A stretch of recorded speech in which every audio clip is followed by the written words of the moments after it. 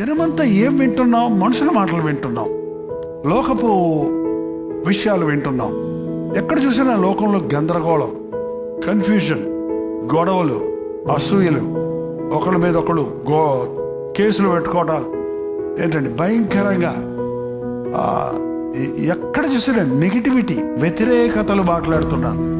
ఆ వ్యతిరేకం అనేది ఒక పాయిజనస్ పిల్ అండి. అది ఏంటారో విషపూరితమైన మాత్ర లాంటిది. అది నెగిటివ్ మాట్లాడేవాడి దగ్గర నువ్వు 10 నిమిషాలు కూర్చుంటే నువ్వు నెగిటివ్ మాట్లాడతావు.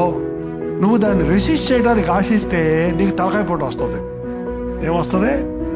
నీకు మంచి కామ్ స్పిరిట్ పోద్ది, నీకున్న విశ్వాసం ఓడిపోద్ది. అందుకే ఏం వింటున్నారో జాగ్రత్తగా ఉండండి, వినండి.